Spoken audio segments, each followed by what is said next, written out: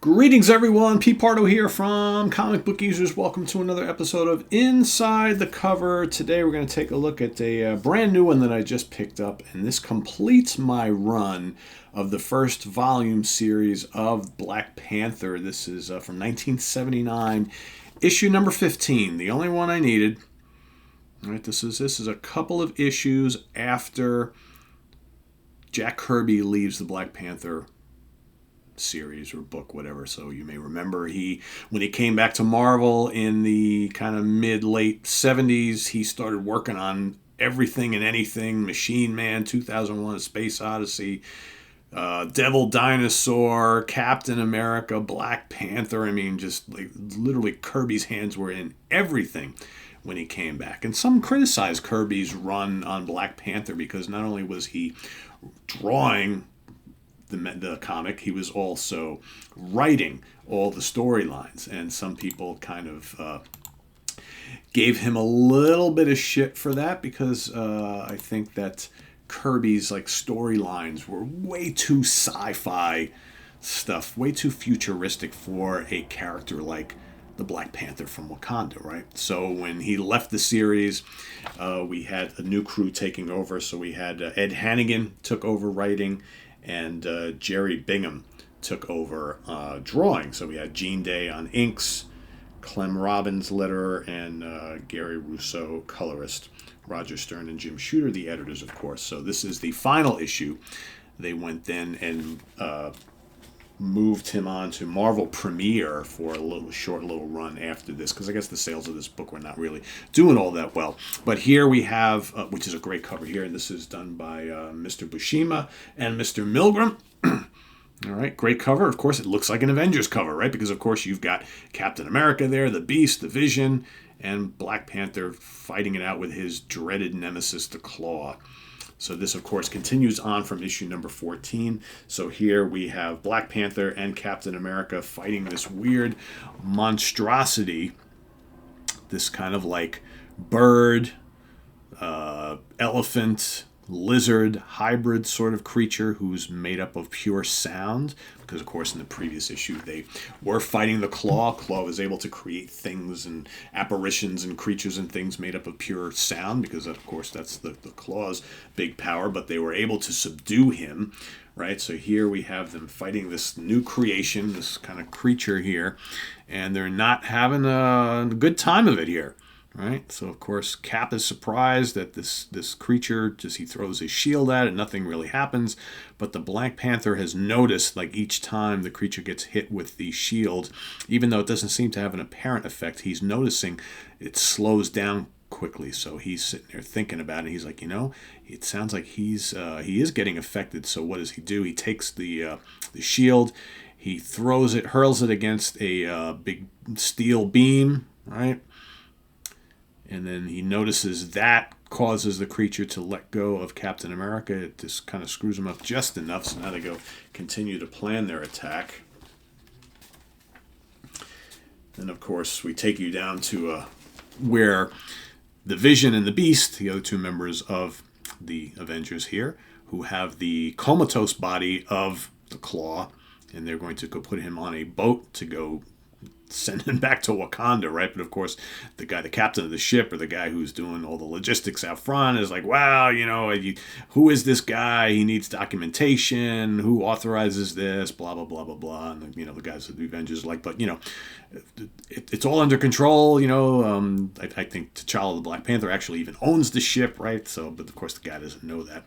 So here we continue on with the battle, and all of a sudden you see up here, so the actual claw device, which is this thing right here, actually has fell into the clutches of this group of teenagers, right, and is kind of taking control of them. So they are actually going and rampaging around the city as well, and they have created another creature, and that's like this red lion made of sound, right? So then they come upon the scene because they're trying to go and rescue the Claw.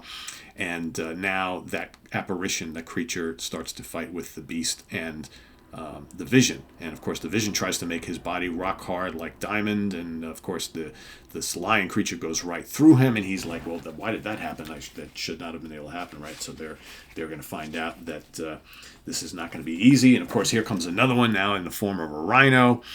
All right, so there's one of the kids who is being kind of taken over by the Claw here, and he's the one who's creating all these creatures. And the Beast doesn't have much luck either. So now that they've kind of they've got the two Avengers at bay, the kid goes over to rescue and then unleash the Claw, who's all strapped in and, like I said, unconscious. Puts this like sound bubble over them while he's doing that. So the Vision now seems to have better luck with these. He's figured out a way to overcome these two creatures here. So that's like step one. Here we got some cool ads. And so what does he do? He overpowers the rhino sound creature, and he starts making his way to try and enter in the sound bubble that's encasing the kid's and Claw's body. But and then onto the scene come the Black Panther and Captain America. Can you tell Black Panther's kind of like a not the main guy in his own comic here, right? For the most part, this is like an Avengers comic, right? So here you see that the Claw is awakening, and he breaks free, more powerful than ever. And so the kids are like realizing now they're not under his control anymore because he's fully back in power, even more powerful. So they start attacking him. The Vision comes in. And he and Claw go at it. Vision is already finding out the Claw is much more powerful than before. So meanwhile, a bunch of Wakanda associates of the Black Panther show up, and they have these special vibranium gloves that he is now going to use to battle the Claw. So what does he do? He, from the outside, he breaks in. So the Vision and Claw are still going at it. The Claw is actually, pounding the Vision away. Black Panther makes his way into the sound bubble as the Vision is, not doing too well here. And the Claw is like, finally, my arch nemesis has arrived. Let's get down to business here.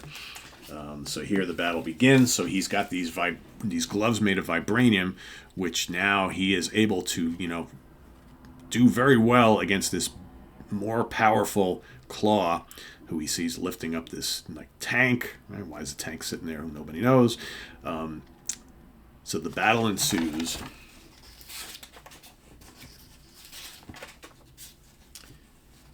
And here the other three are on the outside looking in because Black Panther said, this is my battle. He is my foe. I need to fight this battle alone. So they're like on the outside looking in. And then the fight goes through the dock because they're fighting right on the dock, right on by the river. And they go underwater. And the other three are like, we don't need to step in. We don't need to step in because T'Challa can't breathe underwater. Not sure what the Claw can do. So here they start fighting underwater. He's still doing really well, but the Claw keeps getting more and more powerful. So what does he do? He is able to turn around the Claw's arm. So his actually claw device starts blasting away on himself directly. He jumps away, and what appears to be the Claw blows himself up with all this energy, right? This energy of sound, this blast of sound. And he's able to go back to the surface. The rest of the Avengers are like, is he dead? Is he dead? It's like, I'm not sure if he's dead, but I don't think he'll be bothering us anytime soon. So basically they help him out. He's completely exhausted. The kids are there, right? And then you have these other strange people who are like, the Panther Devil certainly has some setup here. I wonder if he'll remember us. This is back at the Wakandan consulate. If he doesn't, we'll give him reason to soon enough. Mr. Kevin Triblood and Miss Monica Lynn, we've been expecting you. What? The Panther knew we were coming? Then why? Forgive me, I did not make myself clear. T'Challa knows nothing of your visit. We thought it wisest that you explain your presence here yourselves. Please enter. Then the door closes and none are aware of yet another visitor.